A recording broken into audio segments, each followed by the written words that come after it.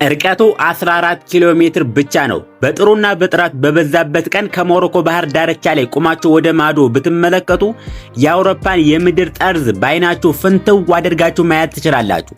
በአውሮፕላን ቢበረር ከ2 ደቂቃ የማይበልጥ፣ በፈጣን ጀልባ ቢከድ ደግሞ በጥቂት ደቂቃዎች በኋላ ማዶ የሚያደርስ አጭር ርቀት ነው።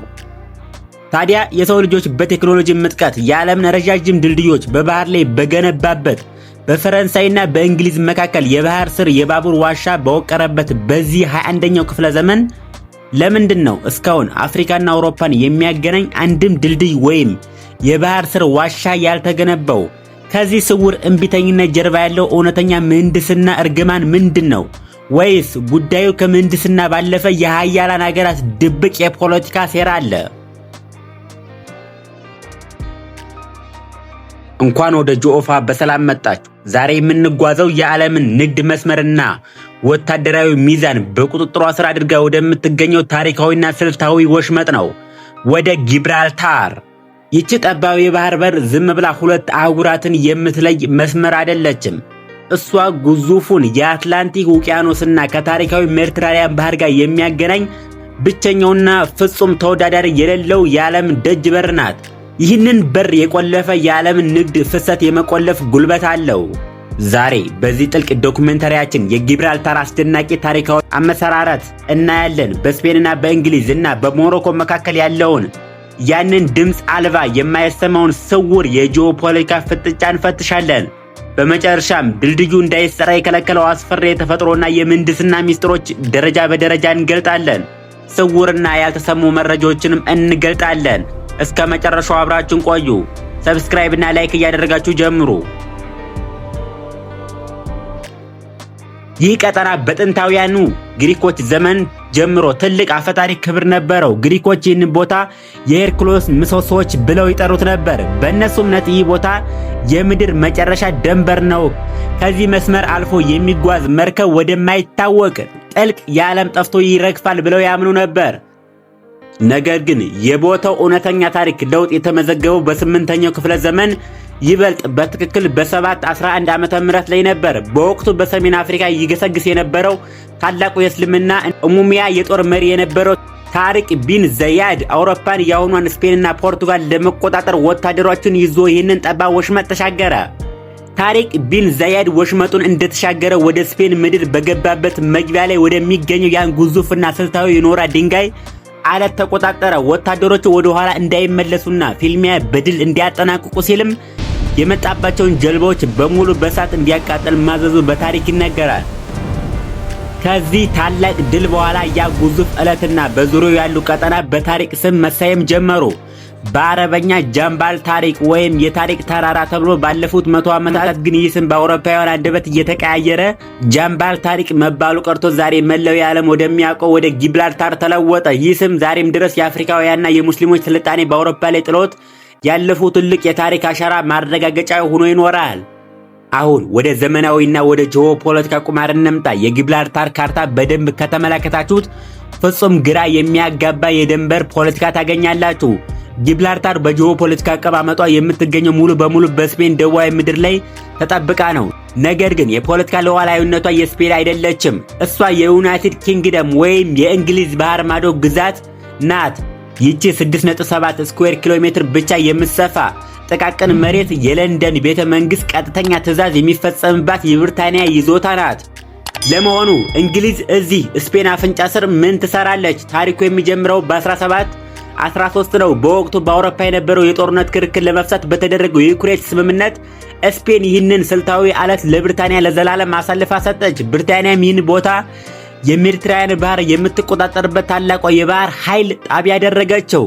ዛሬ ስፔን ይህንን ስምምነት የቆየ ነው፣ መሬቱን ሊመለስልኝ ይገባል በማለት በተደጋጋሚ የተባበሩት መንግስት ድርጅት ላይ እንግሊዝን ትከሳለች። ነገር ግን በጊብራልታር የሚኖሩ 34000 ሰዎች በሙሉ ፍላጎታቸው በእንግሊዝ ጥበቃ ስር መሆኑን ስለሚመርጡ ስፔን መሬቱን ልታገኝ አልቻለችም።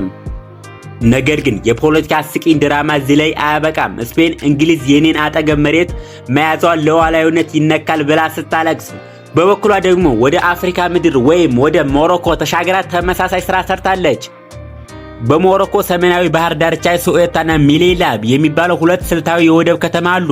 እነዚህ ከተሞች በጂኦግራፊ ሙሉ በሙሉ የሞሮኮ ውስጥ ቢሆኑም በፖለቲካ ግን የስፔን ሙሉ በሙሉ ግዛቶች ናቸው። ሞሮኮ ከተሞቹን የአፍሪካ ናቸው፣ ስፔን ልትመልስልኝ ይገባል ስትል ስፔን ደግሞ አልመልሰም ትላለች። እንግዲህ የጂኦፖለቲካ አስገራሚ ተቃርኖ እዩት። ስፔን ከእንግሊዝ ጊብራልታር ትፈልጋለች፣ ነገር ግን ለሞሮኮ ሲኦታና ሜሊሳን አትመልስም። ይህች ጠባብ ወሽመጥ በሀያላን ሀገራት መሃል ላይ እና የዲፕሎማሲ እና የጦር መርከቦች መሸሸጊያ ትልቅ የቁማር ሰሌዳ ሆና ትቀጥላለች። አሁን ወደ ዋናው የሳይንስና ምህንድስና ጥያቄ እንምጣ። ፖለቲካው ወደ ጎን ብንተወው እንኳን አፍሪካና አውሮፓን በ14 ኪሎ ሜትር ብቻ ድልድይ የሚያገናኝ ለምን የማይቻል ታላቅ ህመም ሆነ? ለምንድነው መሐንዲሶች ይህንን ፕሮጀክት ሊሰራ የማይችለው ብለው የሰየሙት? ከጀርባ 3 አስፈሪ የተፈጥሮ ምክንያቶች አሉ። አንደኛ፣ የባህሩ እጅግ አስደንጋጭ ጥልቀት። በዓለም ላይ ረጃጅም የባህር ድልድዮች ተሰርተዋል። ለምሳሌ በቻይና የሚገኘው የሆንግ ኮንግ ድልድይ 55 ኪሎ ሜትር ይረዝማል። ነገር ግን እነዚያ ባህሮች ጥልቀቱ በጣም አነስተኛ ናቸው፣ እስከ 30 ሜትር ብቻ ናቸው። የጊብራልታር ወሽመጥ ግን የተፈጥሮ ገደል ነው። በጠባቡ መስመር ላይ የባህሩ ጥልቀት ከ300 እስከ 900 ሜትር ቁልቁል ይወርዳል። በዚህም ጥልቀት ላይ የድልድይ ምሰሶች መትከል ዛሬ ባለው የሰው ልጅ ምህንድስና አቅም ፍጹም የማይታሰብ ስራ ነው። 2. የሁለቱ ውቅያኖሶች ፍልሚያና ኃይለኛ የውሃ ፍሰት። የጊብራልታር ወሽመጥ የአትላንቲክ ውቅያኖስና የሜዲትራኒያን ባህር ማገናኛ በር ነው። የሁለቱ ባህሮች ውሃ ጨዋማነትና የሙቀት መጠን ፍጹም የተለያየ ነው። የአትላንቲክ ውቅያኖስ ውሃው ቀዝቃዛ፣ ጨዋነቱም አነስተኛ ሲሆን የሜዲትራኒያን ባህር ደግሞ ሞቃትና እጅግ ጨዋማ ነው። በዚህ ምክንያት የአትላንቲክስ ውሃ በከፍተኛ ፍጥነት ወደ ላይኛው ክፍል ሲፈርስ፣ የሜዲትራኒያን ውሃ ደግሞ በጥልቀቱ ባህር ወለል በኩል ወደ ውጭ ይገፋል። ይህም ተቃራኒ ፍሰት የወሽመጡ ውስጥ እጅግ አስፈሪና ኃይለኛ የባህር ወሽመጥ የውሃ ሞገድ ይፈጥራል።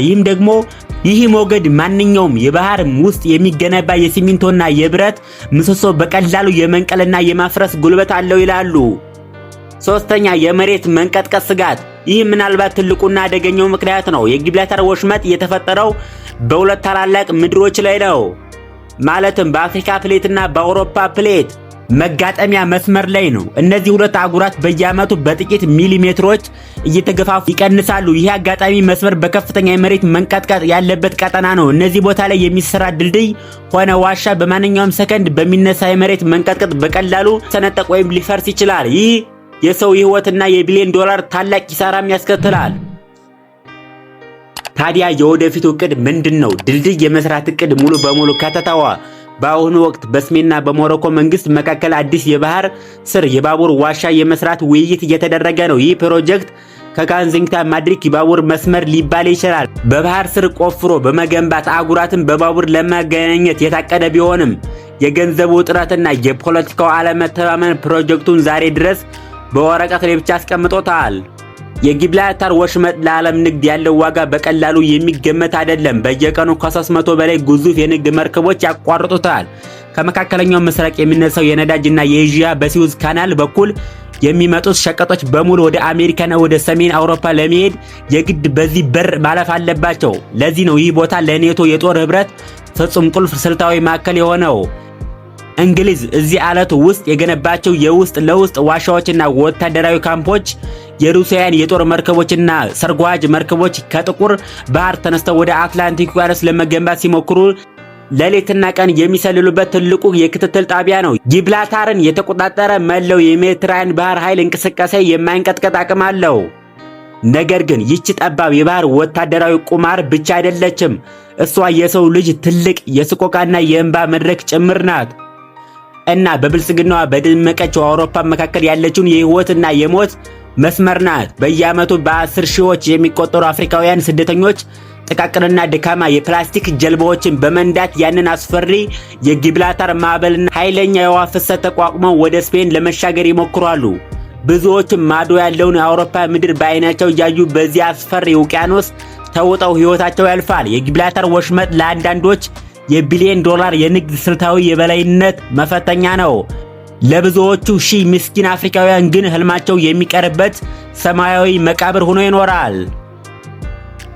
የዛሬው የጂኦፋ ስልታዊ ዶክመንተሪያችን ይህን ይመስል ነበር። ቪዲዮአችን ከወደዳችሁት ላይክ ማድረጋችሁ፣ ሌሎች እንዲደርስ ሼር እንዲህ አይነት ጥልቅና የጂኦፖለቲካ ዓለም አቀፍ ሚስጥራዊ ትንታኔ ሁልጊዜም ቀድሞ እንዲደርሳችሁ ቻናላችን አሁንም ሰብስክራይብ በማድረግ የደወል ምልክቱን ይጫኑ። በሚቀጥለው ቪዲዮአችን ይበልጥ አእምሮን በሚያነቃ ሌላ አዲስ አስደናቂ የዓለም ሚስጥር እስክንገናኝ ድረስ